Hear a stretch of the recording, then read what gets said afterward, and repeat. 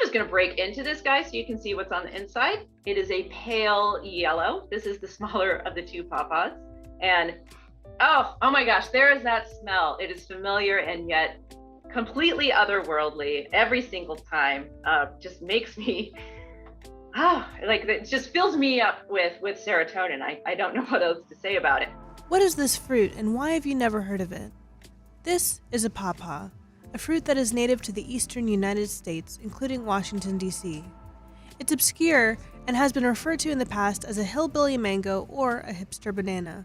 Some people bake it, others make it into beer, many eat it raw. But what should you know about the pawpaw, and how can you get your own paws on a pawpaw? So the pawpaw fruit is a similar size maybe to an avocado. It's a light green flesh, sometimes a little bit spotted with brown and sometimes some yellow in there. The flesh is very soft, so it's not hard like an avocado flesh, but it's roughly the same size. And you would eat it similar to an avocado. So you would like wait for it to be pretty squishy, just like an avocado would be, or a mango would be. And you slice it open and you scoop out the flesh. So you don't want to eat the skin or the seeds, just the flesh that's inside. And I would say that it tastes tropical flavor to it that people say is reminiscent of mangoes and bananas, maybe with a little bit of pineapple in it, depending on what cultivar it is, but it has like a very custardy texture to it. Generally speaking, look for them starting at the end of August and, right through the end of September.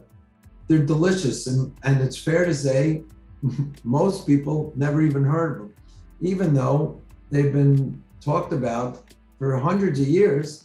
The average person today never ever heard of it because everything today comes from the supermarket, so people are not in touch with what grows locally and foraging for food. If it comes off the tree while it's still hard, there's a chance that it might not ripen at all, which is why growing pawpaws commercially is very labor intensive, because we go out during pawpaw season every single day and we touch every single pawpaw to see if it's ripe. It's not like an apple tree where you just collect all the apples and they just are good or will ripen later. People often ask, how come I don't see this in the grocery store? And that again is because the pawpaw fruit itself is so hard to transport, and again, so hard to harvest and get to the end consumer on time. So literally we are out there harvesting the pawpaw when it's just about ready to be eaten. So it has a few days until the end user will enjoy it.